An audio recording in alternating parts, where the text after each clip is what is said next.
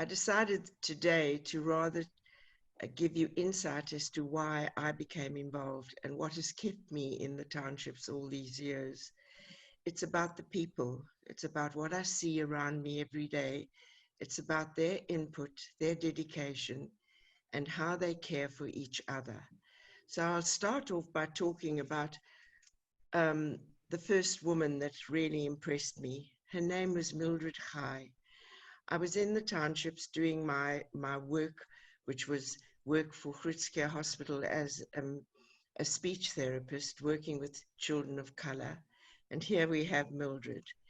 And this is, as you can see, she looks very young. She's no more here, but she was the inspiration to start the early childhood development centers.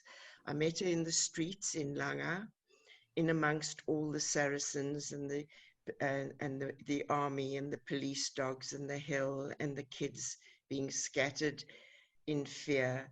And she came up with an idea that maybe the mothers of the children should start looking after the children themselves, because there were no preschools at all at that stage for any child of color. It was over 50 years ago, and there was also a difficulty for the parents to go to work of these children because they had nobody to care for them. So we divided up to people who had passes and people who did not have passes. Mildred, although she had a pass, started the first one. We've gathered the children around her in the streets. We took the furniture out of her house every single day, and we brought the children in from the streets. And then the mothers who had passes could then go out to work, and slowly the mothers who didn't have passes could take up and start small places of care for children. So I felt for her, it was such an insight, it was such um, a, a show of strength and a show of caring. Mildred got arrested many times, beaten up many times, because they found out that she was the ringleader of the early childhood development, and she became the first chair lady of Itemba Labantwana, which was the care for our children. Hope. Itemba Labantwana means hope for our children.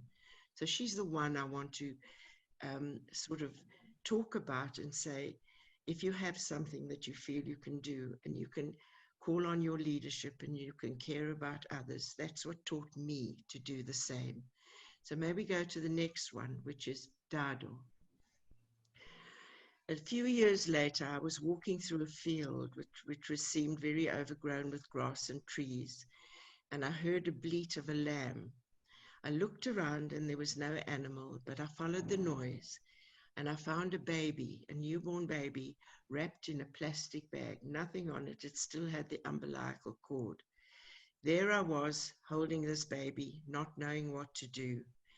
And then I remembered one woman who already had 22 children. That they weren't even foster children then. It was long before the qualification of a child of color could have a foster child or be supported.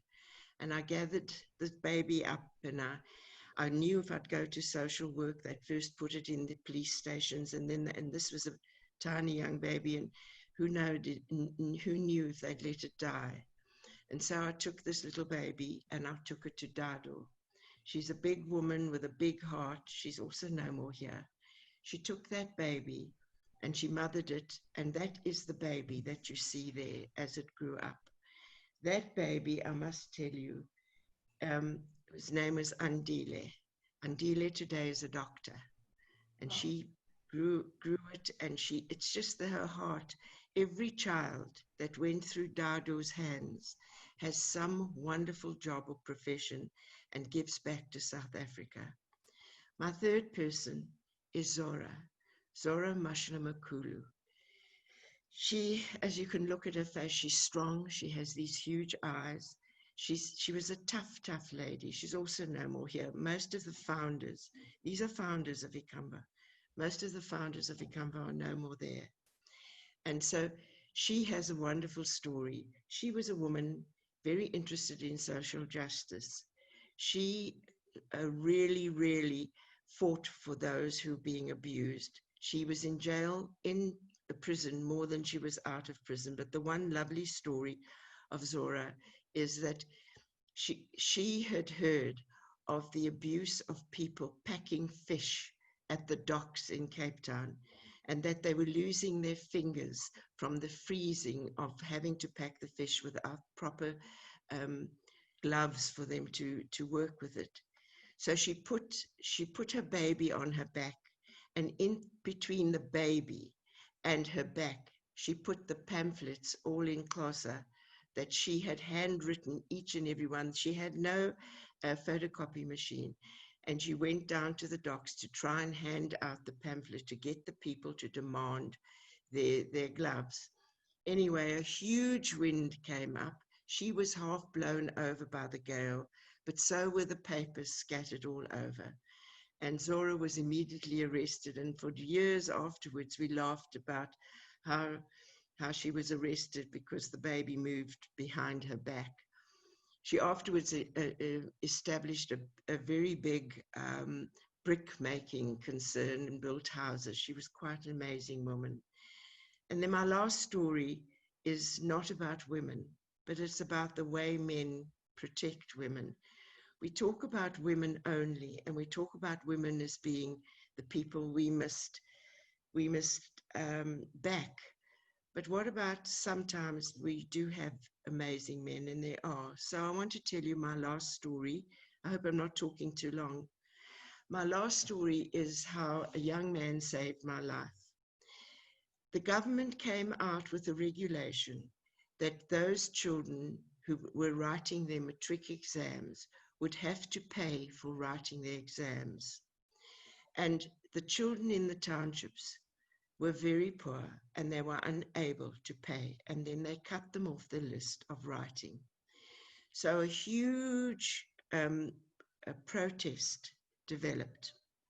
The children walked all the way from New Crossroads, Langa, Guguletu, there wasn't Khayelitsha in those days, Philippi.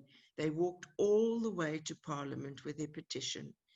They stood outside the Parliament and nobody came. No, they could not give their permission. They just disregarded them. So when there were marches, I knew to stay away from the townships. So the following day, one of my people phoned me, and it was hard to phone in those days because there were no cell phones. They had to find a phone and see if it worked, and they phoned to say everything was all right, I could come in. So I went into the townships. I didn't have the best car. I didn't have much of an air conditioner. It was one of the hottest days that you can imagine. And I drove in and I went to a certain place in New Crossroads that's surrounded by schools.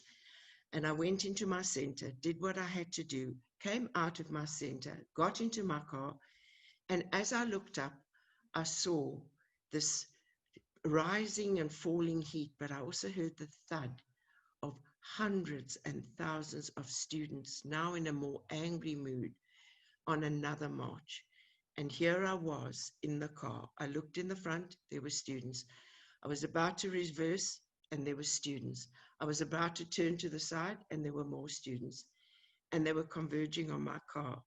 And I thought to myself, well, everybody has warned me. This is your day. You're not going to be here tomorrow. And out of the blue, the most scruffy looking young man jumped in front of me, and he called me by my Xhosa name, which is Nokwaka. And he said, Nokwaka, what are you doing here? I didn't quite recognize him. He had a very marked face. And so I said to him, what's happened? He said, no, they're going back to Parliament today. I said, what am I going to do? He said, you don't have to worry. And it was a boiling hot day, and he had no shoes. And with his bare foot, he jumped on the roof of my car, and I'm sure he was scalded to bits. And as the students arrived, he waved them down, and he started to speak to them in Xhosa and tell them who I was, what I had been doing, and how he knew me. I, at that stage, didn't know that I knew him. And suddenly the mood of the students changed, and they started to sing songs that I knew, that were songs that they sang when they were challenging. And they danced around the car, and one child made me take my window down. I was terrified. And she handed me the same iced lolly that she had, saying that I could share it with her. And so they sang and danced, and then they went on their way. And when Sipho came down, I said to him, Sipho, I didn't know his name. I said, who are you? And he told me that he was a child whose both parents were in prison, and that his grandmother had taken him to look after, that they were very poor, and he often had no food. And he went to the center that I had just visited, and they gave him food every day, because I had said that no anybody coming that was hungry had to share their food. It was a senior center. And I had a long road with Sipho after that, because he felt so bad about that his parents were in prison and they were activists, and that who he was and his financial position, and that it had to leave school and it had to scrounge for survival. That it took a long time before I could meet this grandmother of his, who was the most amazing woman, with such dignity and such humility, and suffering so much. The long road is that he eventually qualified as a chartered accountant. My husband and I assisted him in his education, a brilliant young man, and he's now got a high position in a bank in Johannesburg. So what I want to say to all of you is, you don't know your path. My path was not going to be this. I never wanted Ikamba. I never wanted an organization.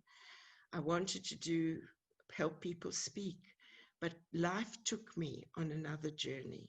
Life took me into meeting people and to being part of circumstances that actually changed who I wanted to be and what I wanted to do. And so in your lives, as women and even as men, just follow the road and follow what's inside you and do for you what's right. I've been told a lot of what I've been doing is wrong. And especially in the beginning, there was a lot of criticism. And today, even in all I do, I follow and I listen. And that takes me on the road that I still travel. And thank you. Thank you, everybody.